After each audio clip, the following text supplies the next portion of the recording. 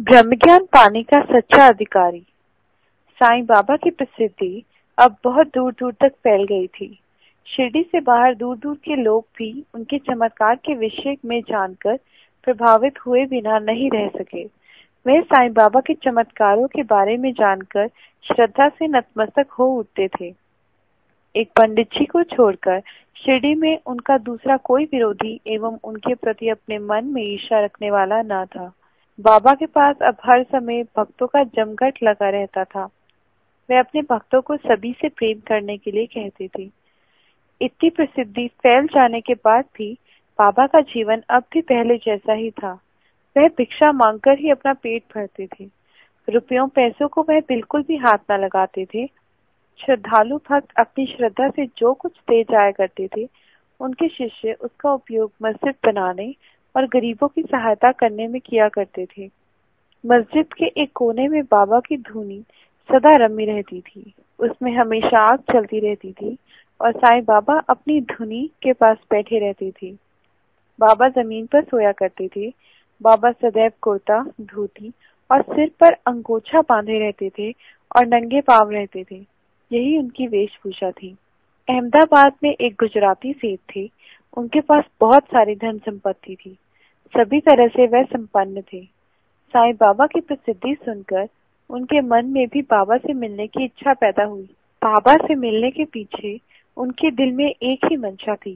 वह मन ही मन सोचते, सांसारिक सुखों की तो सभी वस्तुएं मेरे पास मौजूद हैं, क्यों न कुछ आध्यात्मिक ज्ञान भी प्राप्त कर लिया जाए जिससे स्वर्ग की प्राप्ति हो।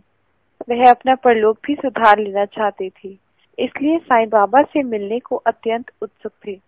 इसी दौरान एक साधु उनके पास आए। यह भी साईं बाबा के भक्त थे। उन्होंने उस सेठ को बताया। यह सुनकर साईं बाबा से मिलने की इच्छा और भी तीव्र हो गई। उन्होंने साईं बाबा से मिलने का निश्चय किया और शिरडी के लिए रवाना हो गए। जिस दिन वे शिरडी आए, उस दिन बृहस्पतिवार का दिन था, बाबा के प्रसाद का दिन।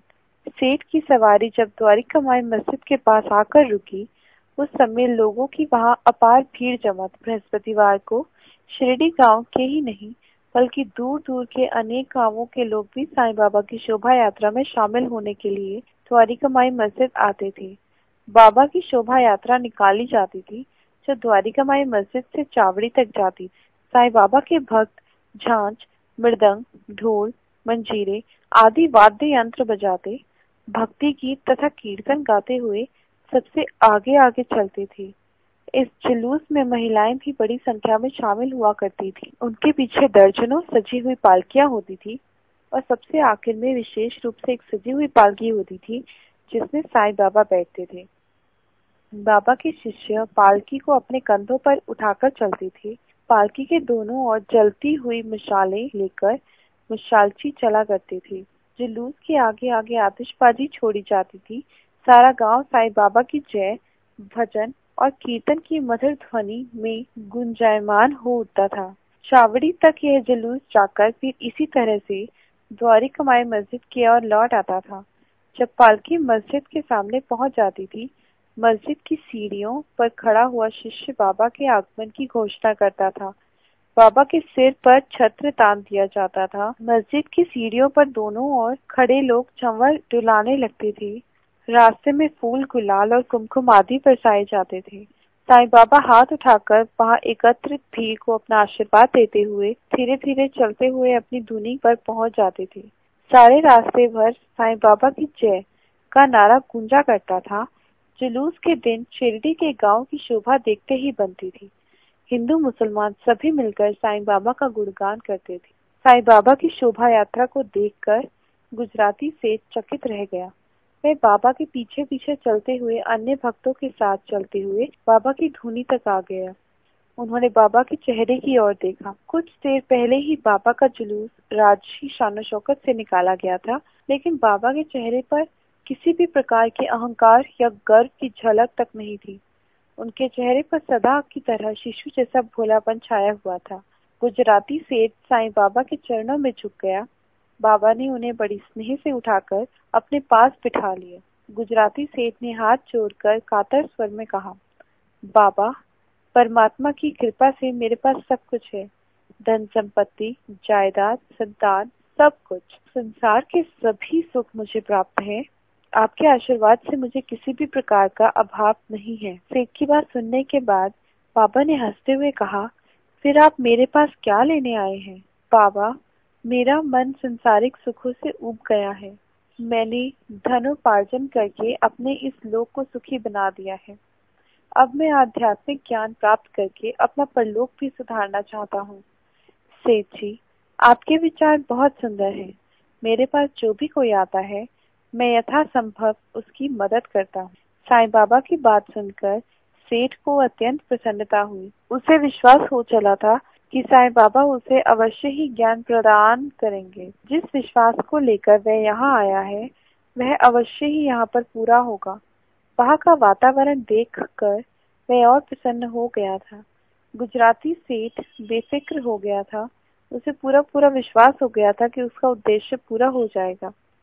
अचानक साईं बाबा ने अपने एक शिष्य को अपने पास बुलाया और उससे बोला, एक छोटा सा काम कर दो, अभी जाकर धनजी सेठ से 100 रुपए मांग लाओ। वह शिष्य हैरानी से साईं बाबा के मुख की ओर देखता रह गया। बाबा को शिरडी में आए हुए इतने वर्ष बीत गए थे, लेकिन उन्होंने आज तक कभी पैसे को हाथ भी नहीं लगाया था। भक्त और शिष्य उन्हें जो कुछ भेंट दे जाते थे, वह सब उनके दूसरे प्रमुख शिष्यों के पास ही रहता था। उनके आसन के नीचे 5-10 रुपए अवश्य रख दिए जाते थे। वे इसलिए कि यदि बाबा प्रसन्न होकर अपने भक्त को कुछ देना चाहे तो दे दें। बाबा जब कभी कभार किसी भक्त पर प्रसन्न होते थे तो अपने आसन के नीचे से निकालकर 2-4 रुपए दे दिया करते थे। आज बाबा को अचानक इतने रुपयों की आवश्यकता पड़ गई। शिष्य इस सोच में डूबा हुआ धनजी सेठ के पास चला गया। कुछ देर बाद उसने लौटकर बताया कि धनजी सेठ तो पिछले 2 दिन से मुंबई गए हुए हैं। कोई बात नहीं, तुम बड़े भाई के पास चले जाओ, वह तुम्हें 100 रुपए दे देंगे। हैरान परेशान सा वह फिर से चला गया। तभी बृहस्पतिवार को होने वाले सामूहिक भोजन का कार्यक्रम शुरू हो गया। उस दिन जितने भी लोग शोभा यात्रा में शामिल हुआ करते थे, वे सभी मस्जिद में ही खाना खाया करते थे। जात पात, ऊंच नीच, छुआछूत की भावना का त्याग करके सभी लोग एक साथ बैठकर बाबा के भंडारे का प्रसाद पूरी श्रद्धा के साथ ग्रहण किया करते थे। साईं बाबा ने उस गुजराती सेठ से कहा, सेठ जी, आप भी प्रसाद ग्रहण कीजिए। मैं तो भोजन कर चुका हूँ बाबा, खाने की इच्छा नहीं है मेरी। आप मुझे ज्ञान दीजिए, मेरे लिए आप सबसे बड़ा प्रसाद यही होगा। सेठ ने हाथ जोड़कर कहा। तभी शिष्य सेठ की दुकान से वापस लौट आया। उसने बताया कि सेठ का भाई भी अपने किसी संबंधी के यहाँ गया हुआ है, 2-3 दिन बाद लौटेगा। कोई बात नहीं, तुम जाओ।